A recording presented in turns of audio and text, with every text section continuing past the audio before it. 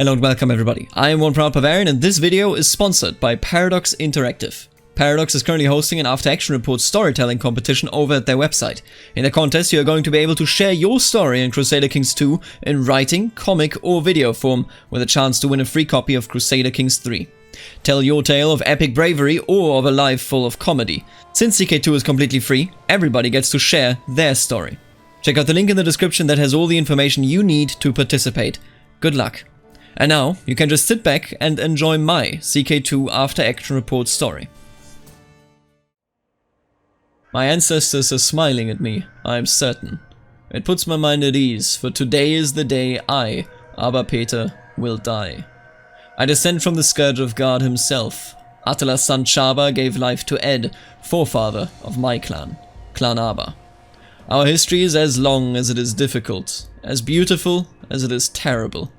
Many lives ago, my clan was a slave to the whims of the lords of Khazaria, and the shamans tell me it must have been the blood of Attila that courses through our veins that compelled the warriors of old to seek freedom from Khazaria's yoke.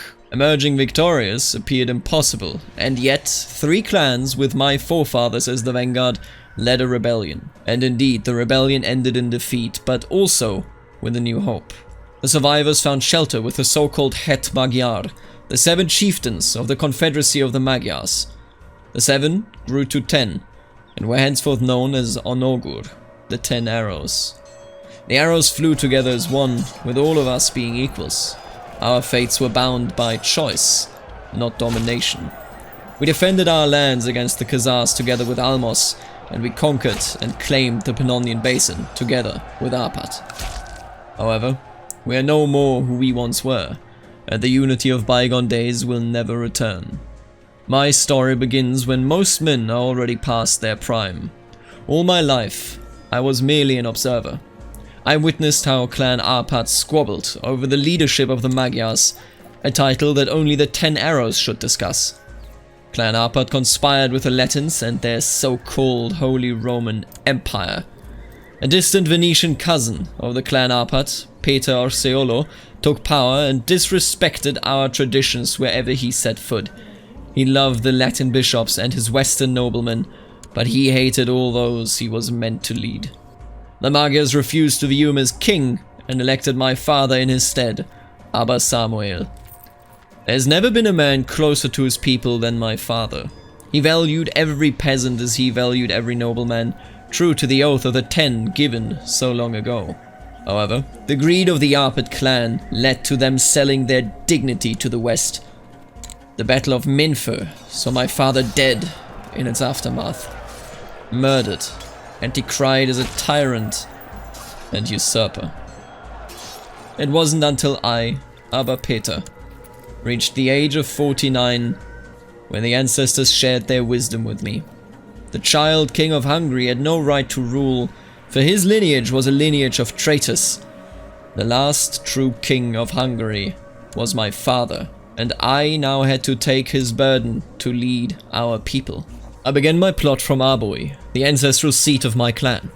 First I decided that the regional stranglehold of the Arpad family would have to be broken. Arpad Lampert was but a child, and I was certain that I would find Arba loyalists that would support my claim to rule in his stead. It was at this time when I also found a friend in Count Ödesor, one of the many local lords. It would be a friendship filled with regret. However, at the time, I could not have been happier. I was no longer alone in my cause. Connections with the Kievan Rus started to form as well. I hoped that the glorious house of Rurik could support me, without forcing the crown of the Magyars into the role of a tributary. Before long, I had gathered enough support in the realm to openly show my ambitions of crushing Arpad Lampert's rule. Some of my supporters did it for their own gain. The Duke of Transylvania, for example, because he hoped that he would emerge as the future king of the Magyars from the chaos of my advance. Others truly believed in the right of House Arba to rule, and I'm thankful to them. I sent the Child Lord an ultimatum. Of course, he was young and naive, and refused. My brother and I had seen the battlefield before, and in the end it was indeed the tactical genius of my dear brother Domojlo and my son Michaeli that taught the boy a lesson in humility. We destroyed his army and took his castles.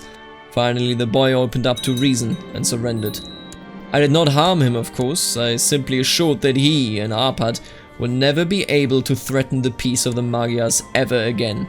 My dear friend Erdosaur, although he was not in a position of being on my side in this war, became one of my closest advisors from there on out. The Arpad usurper Salamon was still a mere child, and an ill-advised one at that, so I made haste and strengthened the bonds I would use to overthrow him.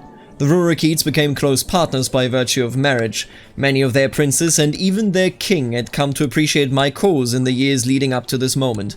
However, it wasn't until my brother agreed that his son should be promised in a matrilineal marriage to the daughter of King Krešimir the Great of Croatia that all puzzle pieces had fallen into place.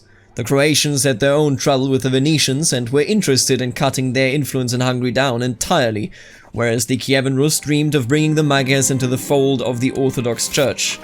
For my last diplomatic move, I bound the opportunistic Duke Arpad Lajlo to my family by giving him the hand of my niece. Her lips to his ear, I concluded, would take him out of the upcoming storm, and leave me with fewer enemies to deal with. And so, my allies and I decided that the time had come. The false Western king would be deposed, and Magyar unity would be restored.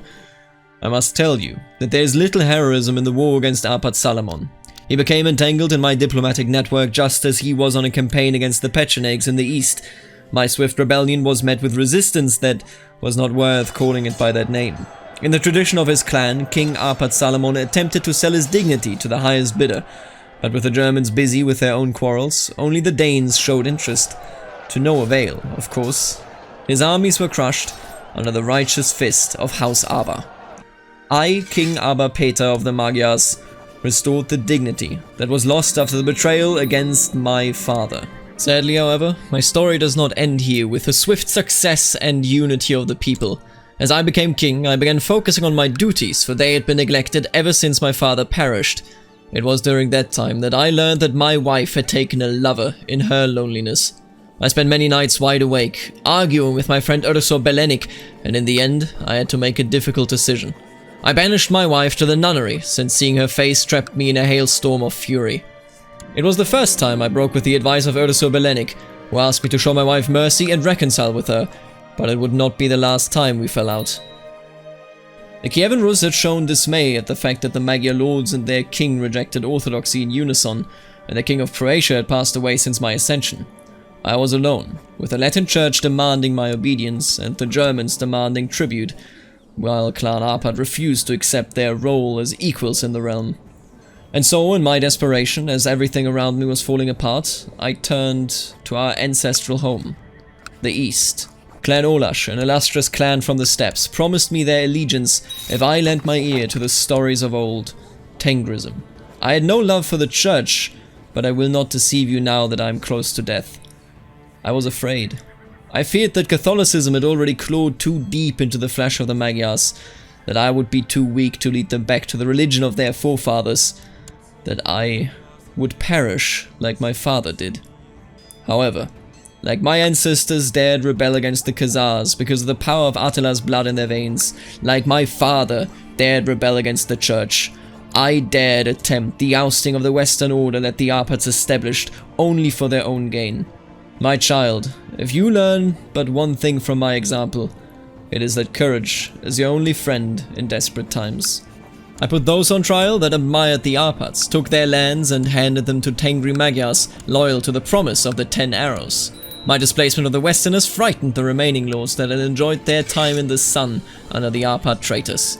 And so they too bit into the apple of betrayal. Arpad Laszlo of Transylvania was the only Christian that remained loyal to me. My niece made sure of that. I did not go against him, but the rebellion in other parts of the realm was underway, and they were powerful. Even Erdosaur Belenik rebelled. My friend. My brother. He was a good man, but a better Christian. And in the end, that was the downfall of our friendship. It was clear that the ensuing civil war would decide over the soul of the Magyar Confederation and people. We would either return to the ways of old, worshipping those that came before us, or we would once and for all lose our way and become nothing more than yet another sheep of the Western Church. It was my courage that led us to this opportunity to restore the ancient order, but it was my son Michaeli's bravery that won the day. He is an excellent organizer and maneuvered the loyalist forces into a battle at Esztergom, beating the disorganized rebels decisively. The second battle of the war was fought in Bach, and while it was a risky undertaking with the geography against us, my son led our army to yet another victory. It was then that I understood. The ancestors had indeed blessed us. Hungary, House Aber, we would all return to glory. The promise of the 10 arrows was reforged in the fires of the civil war. The Arpads had been humbled and Magyar reclaimed.